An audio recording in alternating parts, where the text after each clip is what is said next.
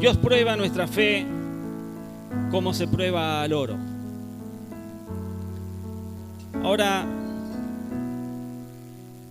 ¿quién de nosotros no ha vivido alguna aflicción en su vida? Todos y cada uno a lo largo de nuestra vida, aún de nuestros primeros años, hemos vivido aflicciones. ¿Quién puede decir que no ha vivido aflicciones? Ninguno. Y la realidad es que todos hemos pasado por situaciones difíciles. Yo primero. Hemos experimentado aflicciones y esas aflicciones en muchos casos son dolorosas, han sido dolorosas. Hoy quizás tu ambiente laboral es difícil. Para muchos el ámbito de trabajo es duro y o complicado. O has perdido a un ser querido o a un familiar. A todos nos toca esa experiencia en algún momento de nuestra vida. Nadie escapa a eso, mi amado. Estás en una crisis económica. ¿Quién no ha tenido alguna corrida en ese sentido? O quizás tenés problemas matrimoniales, por solo nombrar algunas. Y al tener que atravesar por alguna de estas crisis y las muchísimas otras cosas que nos pueden causar aflicción en la vida, no es raro escuchar como muchos se preguntan, y quizás vos fuiste uno de estos, si somos cristianos, ¿por qué permite Dios que suframos estas cosas? ¿O por qué debo sufrir tanto siendo cristiano? Y te digo que si pensás que por ser cristiano no te va a tocar sufrir, estás en un error, mi amado. Como siempre digo, si los cristianos estuviéramos exentos de sufrimiento, toda persona en este mundo querría ser cristiana. ¿Quién se negaría? ¿Quién rechazaría el bienestar por siempre? Pero sabemos que esto no es así. Ser cristiano no nos evita sufrir las crisis. Al contrario, muchas veces las crisis, se agudizan en nuestra vida.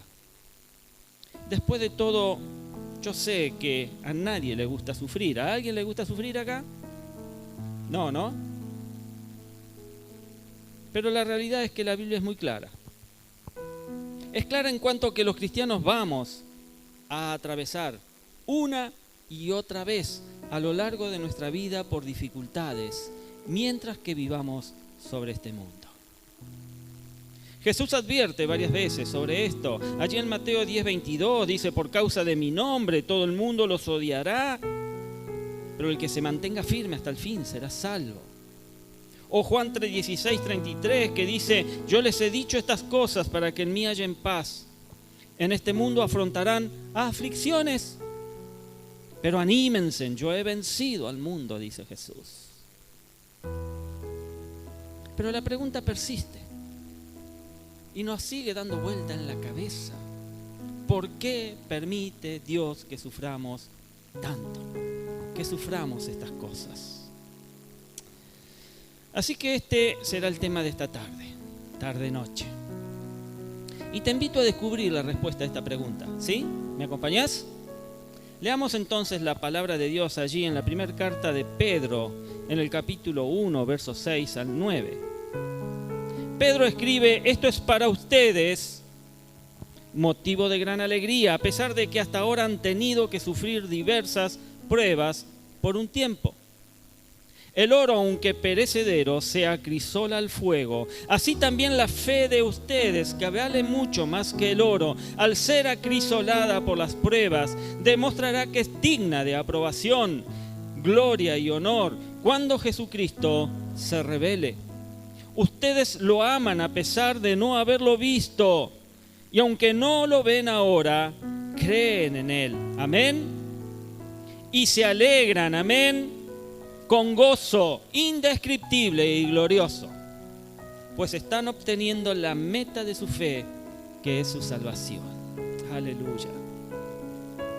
¿Cómo podemos claramente apreciar a través de este versículo, de este texto, a través de lo que estamos leyendo, que así como el oro debe ser refinado, dice Pedro, con fuego, nuestra fe debe atravesar por muchas pruebas? Es necesario, mi amado, las pruebas. Son necesarias las aflicciones en la vida del cristiano. Es el fuego que acrisola, que depura tu fe. Esta alegoría que el apóstol Pedro utiliza es algo que podemos encontrar quizás fascinante cuando la entendemos. ¿Por qué? Bueno, hay quienes quizás no saben que el oro, cuando inicialmente es minado, o sea, extraído de la mina, no es nada atractivo. Es un pedazo de metal nada más.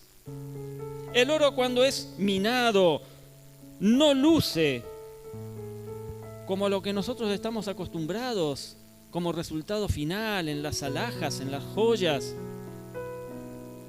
El oro crudo tiene muchas impurezas y entre ellas contiene algo que lo conocemos como carbón, que lo hace oscuro, lo hace opaco, totalmente deslucido.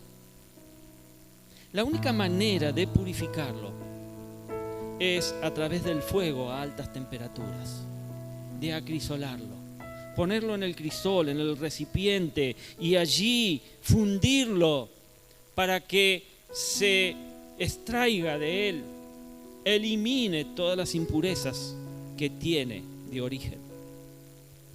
Y de la misma manera, mi amado, nuestra fe es preciosa, pero aún hay muchos pecados unidos a nosotros.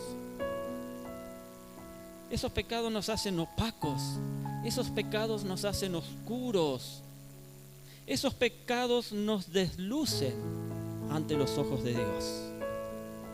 Y es ahí, en las aflicciones, al igual que el fuego, estas son necesarias, recalco esta palabra, son necesarias para que nuestra fe sea perfeccionada.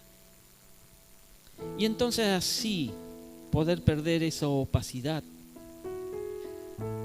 así desprendernos de nuestros pecados, de eso que oscurece nuestra vida, y entonces sí comenzar a brillar. ¿Estás ahí? Bueno. ¿Sabes? Existen 3 propósitos por los cuales nuestra fe es probada por el fuego. Y el primero es para que nuestra fe tenga alegría, esté llena de gozo, de paz. En segundo lugar, para que nuestra fe sea genuina, no algo que podemos inventar. Tiene que ser una fe genuina. Y el tercero, para que por nuestra fe alcancemos la salvación.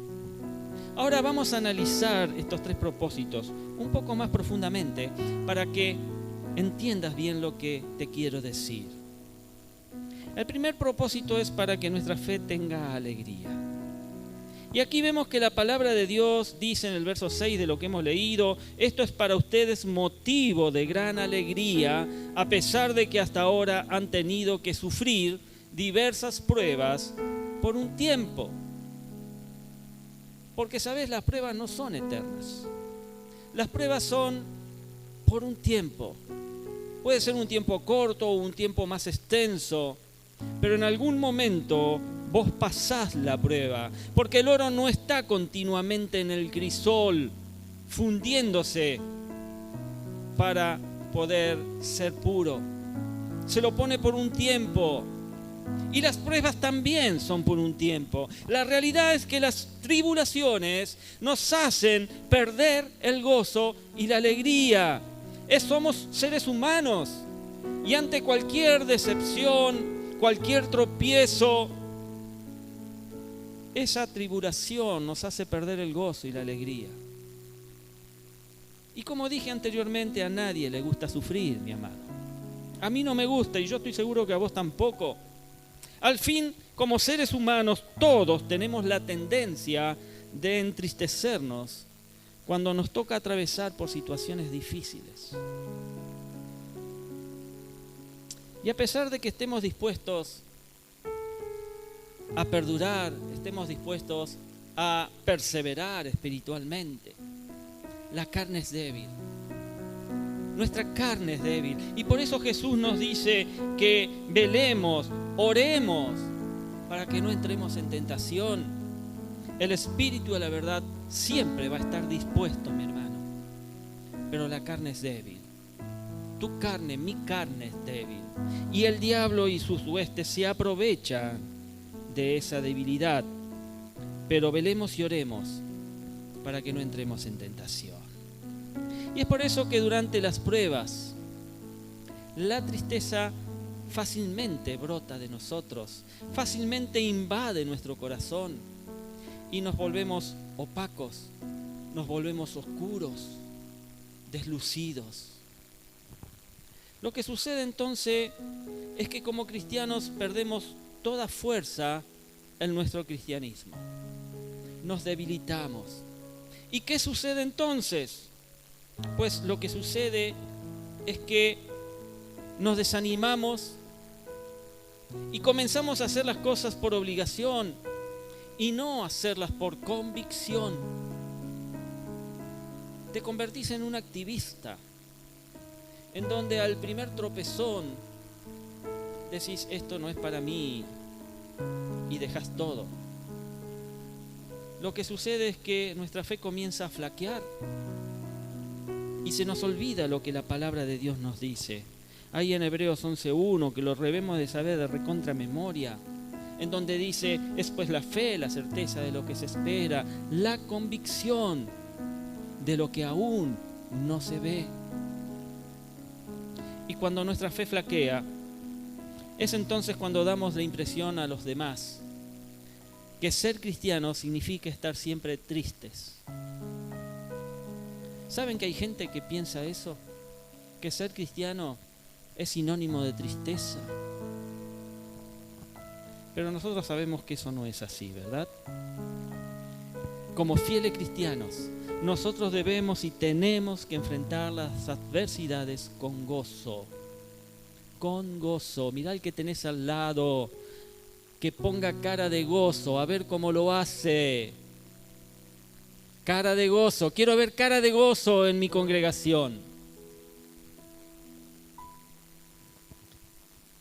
Eso es mi hermano, mi hermana. Sí, dibuje una sonrisa. Dibuje una sonrisa en su corazón y transmítalo a su cara. Sonría, sonría. Dios te está filmando, Dios te está grabando, ¿sí? Esa sonrisa alegra el corazón de Dios también. Recordemos que el fin de estas adversidades es que aprendamos a estar gozosos.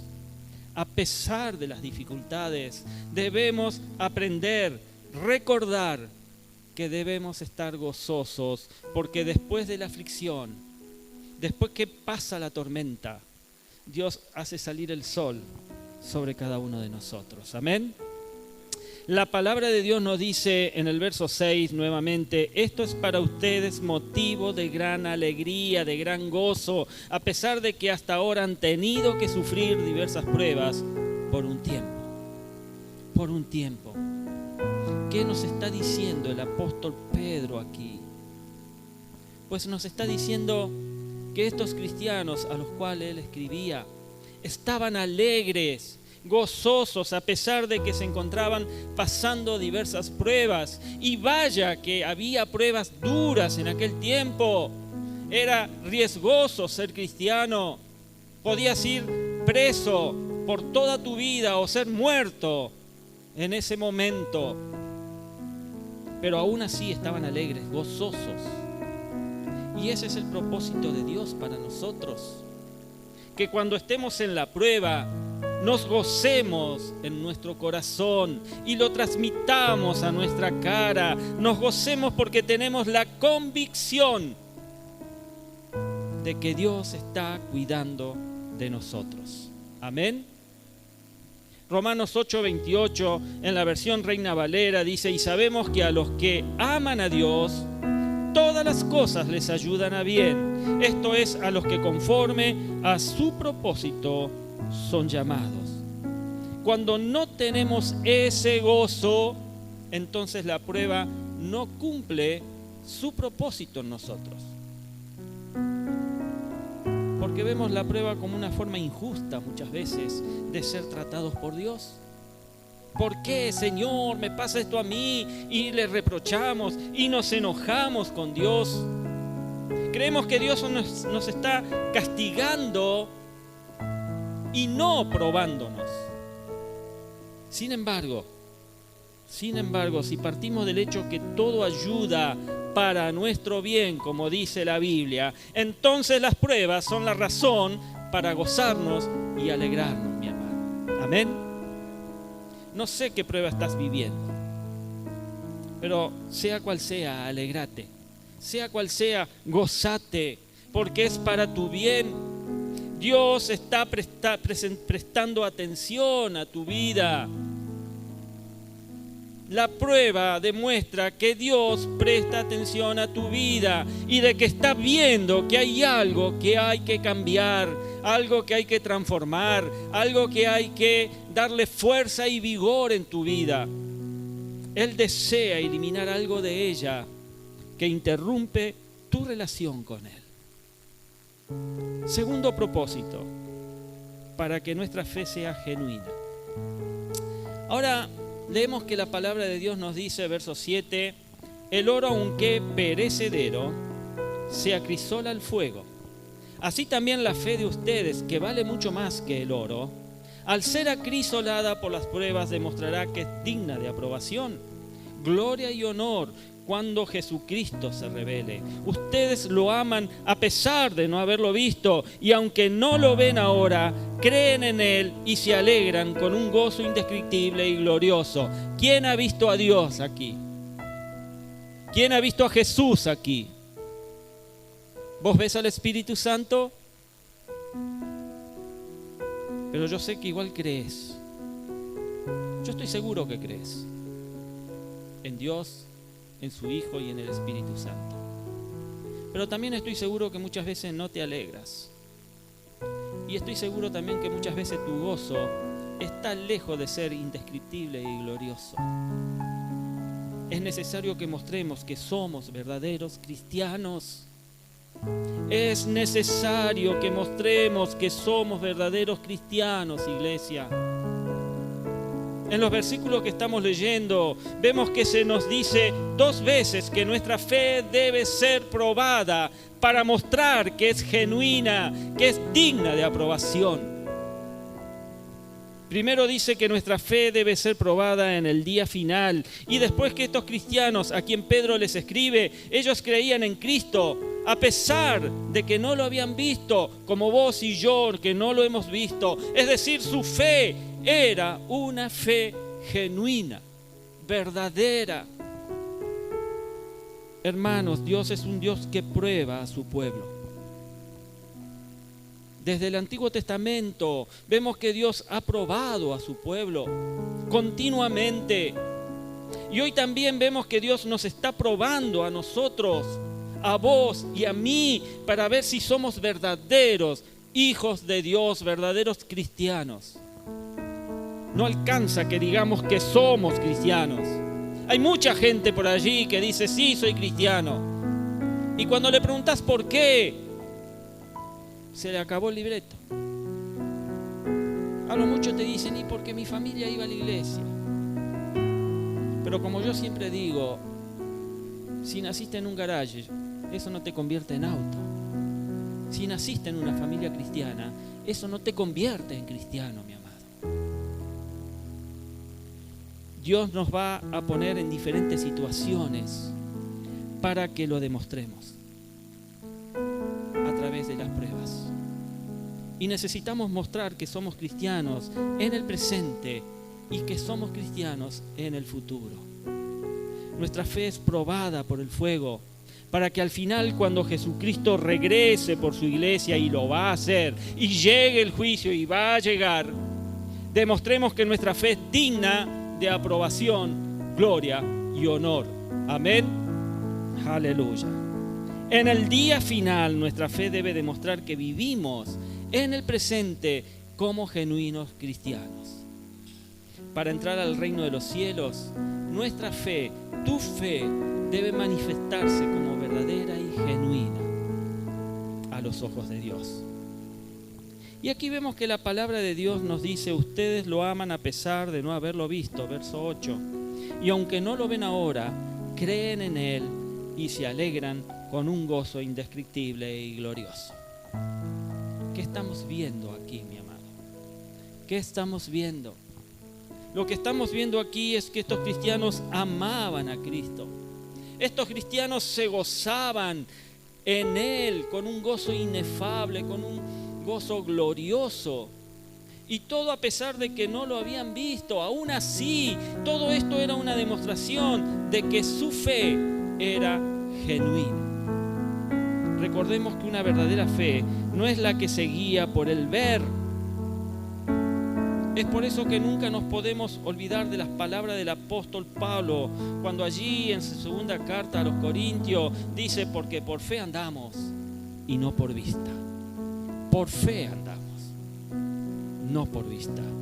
Una fe genuina confía, una fe genuina se goza en Dios, aunque en el momento no se vea cumplimiento de sus promesas. Yo sé que esas promesas llegarán. Mi fe genuina así lo cree. ¿La tuya también lo cree? En el presente debemos demostrar que creemos verdaderamente en Cristo. Debemos demostrarlo todos los días de nuestra vida, mis amados.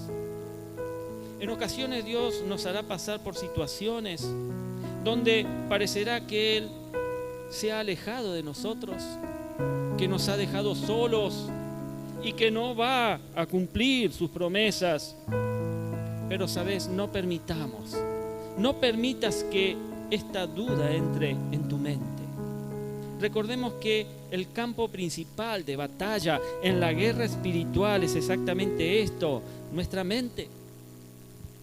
Recordemos siempre que así como Dios lo hizo con Abraham, que parecía que no iba a cumplir sus promesas, así también lo hará con nosotros.